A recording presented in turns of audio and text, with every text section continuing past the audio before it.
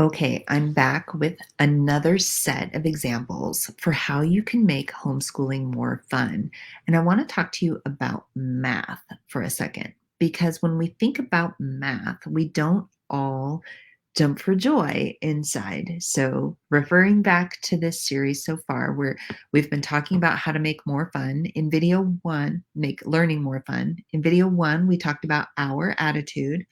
And this is one of those subjects that a lot of us homeschool moms carry in some math anxiety into the classroom or the teaching setting.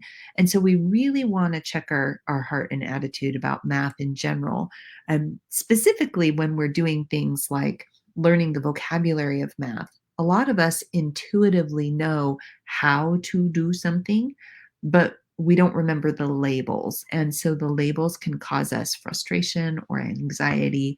And so we want to be careful not to bring that in. Again, in the second video, we talked about action. And so we always want to look for how we can engage our kids' bodies and creativity as we're learning whatever it is. And then the last thing, we're always looking for that little element of awesome. So, what can we do to infuse some awesome? The before I show you some of the things that we can do with math, and by the time this video is over, you will have a just an unbelievable amount of things that you can pull from in order to bring your math lessons to life. But I want you to think of math in um, three separate basic categories. Math can be broken down into arithmetic, which is basic math that everybody needs for everyday life: adding, subtracting, multiplying, dividing, percentages, fractions, measurements, that kind of stuff, percentages, arithmetic. Then there's algebra, and then there is geometry. Geometry, it tends to wait for high school, and you don't even necessarily need geometry for high school and college degree. You can ask me about that later. I think it's important, but you don't always need that for your diploma. Most kids are focusing on their arithmetic. So arithmetic and algebra, you can do these types of things with any area in math. You just have to put your creativity cap on. So let's go ahead and dive in. We're going to jump over to my website, A Better Way to Homeschool. When you come to that homepage, when you come to this homepage right here at this top, this is a printable that you can get delivered to your email. It's 97 easy and inexpensive ways to teach math. So I'm going to encourage you to do that right away, because it's a printable that you can add to your lesson plans or your tools toolkit so that you can refer to that later. But then on the right-hand side, see that? And if you're on mobile, it'll be probably underneath. It's just set up differently. You're looking for this 97 easy ways to teach math. And it's going to pull up this blog post that is loaded with things that you can do to bring math to life. Again, I'm going to encourage you to grab your free roadmap. It'll show you, it'll be a list of the things that you want your kids to have learned before they graduate high school. There's no timeline on it specifically, except that these are the things they should know by the time they graduate high school. And then we dive in. There are so many amazing, cute, and fun ways to bring math to life. You can do this as an activity. It's going to play a little bit of music, but it is an activity where your kids are learning numbers and matching and sorting. So here's some pro tips. We're just scrolling through, even algebra. So make math fun. At the beginning of your homeschool career, you don't have to spend a lot of money.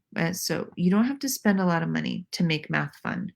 But if you're at the beginning of your homeschool career, you do want to invest in what are called manipulatives of some sort that help bring activities to life.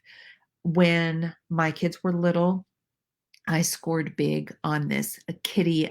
Remember the Discovery toys and math manipulatives, and we use them over and over and over. They're like the little counting bears or the little clear counter chips, the pattern blocks, those types of things. Worth the investment, especially if you are at the beginning of your homeschool career. And I have them listed here. So, linking cubes when you're learning about units of 10 or counting or adding and subtracting. Base 10 blocks help bring just math, place value to life, counting bears, number lines, pattern blocks. These are the types of things that are kind of a one and done investment. And you can typically find them, if not on Amazon, possibly even at your local thrift store, or reach out to your local homeschool community and see if there are any homeschoolers that are older that are looking to clean out their cupboards. Okay, so number one, you want to invest in math manipulatives. And you, whenever you're introducing a new topic, you look at those things and you let your kids play with them, first of all, for a day or three before you try to use them in a teaching activity. They need to be able to explore those types of things without boundaries of right or wrong. And it's good to give them the opportunity to play. But then you can look at an activity and you can say, okay, we're going to be learning about carrying numbers in addition. How can I use these tools that I have in a way to show that with the kids? So manipulatives is one way to help bring math to life. Another way is to infuse games at least once a week or once every other week. Have a math game day where you play a game that exercises math skills in some way. Now, it can be as covert as playing Monopoly and your child is the banker. It can be a patterning type game where you're playing something like Sequence, or there are some really great games here for you to look through and to say, okay, we did lots of dice games when my boys were little, but there's some really, really fantastic games out there. The next way, so you've got manipulatives, you've got games. Don't be surprised that I'm going to tell you to search on Amazon and look for books that cover the math topic that you are looking for. And you just put in children's picture book about, and then you fill in the blank. Okay. And it can be about multiplication, division, percentages, and go to the library and check out these books so that you read them during story time. A day or two before you introduce the topic is ideal. And then when you're actually doing the math lesson, the kids will make the connection on their own. You don't have to be blatantly obvious. You just need to be strategic. I love this I'm Trying to Love Math book. There's also, she has a whole series of them. I'm Trying to Love Spiders. I love, love, love these books. So math books. Okay. So manipulatives, games, picture books.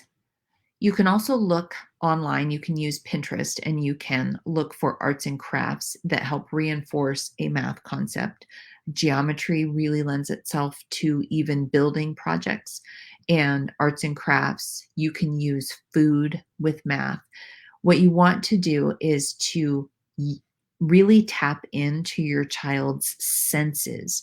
In our minds, we wrongly have, well, most of us, okay, maybe it's just me, but when we think of math, we think of textbook, we think of black and white paper and using all of the eraser on our pencils. But we can be way more creative than that as homeschoolers. You can take sidewalk chalk outside and you can do math in the sunshine on the driveway or the street. There was one year that my kids really had the wiggles, littles. So I have three close together out of the five. My last three are close together in age. And so when they'd really get squirrely, we'd take them outside, create a massive hopscotch, and we would do skip counting on the driveway. So we'd put in the facts and they would hop and jump and count 3, 6, 9, 12, 15. And they would practice skip counting, or they'd have to land and solve a problem. All kinds of goodies. So let's see what else is out here. So, super fun. To me, it's important to help bring math to life when we're working with our kids. So if you're doing something like money, use money. Use real money if you have it available to you. Play money, cash registers, set up stores, all there's so many things that you can do. The other thing is that math is a great opportunity to exercise fine motor skills in counting. You can put beads on pipe cleaners and you can make your own abacus and you can slide and count that way. You can use buttons and thread and needles and scrap pieces of material, and you can have your kids sew on buttons to represent the math problem that they're working on. The sky is the limit. Once you tap into this style of teaching, you'll find that you want to slow down to explore a certain topic so that you can touch all the different things, the picture books, the arts and crafts, the games, and music. Always look for sing-songy type things. The one that I loved to just torture my kids with was, you'll have to look it up. It's called the Mode Toad. Oh, yeah. Drives my kids crazy, but I loved it because it drove them crazy. Because that's my job, is to drive my kids crazy, right? Okay, so what else? Again, there are a bazillion fantastic printables out there. Math is one of those topics that I love to create printables for. So some of these are mine that are out here. And then we've got fun ways to teach. Okay, something that, and I know I just interrupted myself. Colors, shapes, lines, all those things are math. So when you are teaching your child colors or shapes, be creative. It doesn't just have to be color the circle red. It can be, okay, go in the living room and bring me something red from the sofa, and then go in your room and find something purple. And you can be creative, having your kids run and jump and play as you are reinforcing the what we consider to be the easier parts of math, but they're foundational concepts for your kids. So there's all kinds of ways that you can teach your kids about colors and shapes and that kinds of things.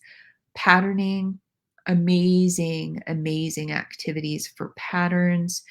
And I have a video out here on that you can teach math. So even if you're not a mathematician, I promise you, I, in my house, can do up to algebra pretty proficiently, and then you lose me. And I always clashed with my older kids as they got into those heavier concepts. So I was very thankful that God invented college professor so that they could teach them about things like calculus. Art. There are so many amazing art projects that cover math concepts like tessellations and patterning and symmetry and graphing. There's so much that you can do with art.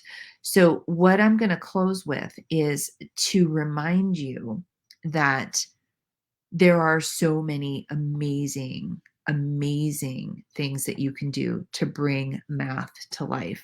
So, whenever you're working on a topic or you're getting ready to introduce a new lesson, what you do is you look at the table of contents and you see what the math thing is supposed to be. And then you filter that concept through a few things. What do you know about that topic? Because if you know it off the top of your head, you don't need a worksheet to help you make it fun. So, what do you know about a topic? Then, how can you make it active? Can you do something on a bicycle with sidewalk chalk? We did a lot of math in our house with dry erase markers on the windows. My boys loves that. So, how can you make math more active? And then, how can you touch different senses? So, can you do art projects? Can you do music of some sort? Can you do cooking? And bring that concept into a way that your child can write it, see it, hear it, taste it, touch it, and feel it. And you can make any subject more fun with just a little bit of creativity.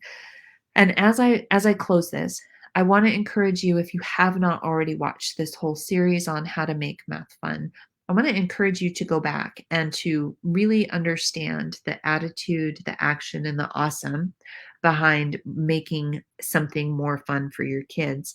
And then I'm going to encourage you to look ahead a week or so from now at something that you know you're going to be teaching and try to sprinkle some fun and some awesome in there and see how it affects how your child learns and remembers that concept. So, anyway, thank you for watching. If you haven't, I noticed that you haven't subscribed. So, go ahead and subscribe and hit the bell so that you don't miss any more awesome. And I will see you in the next video.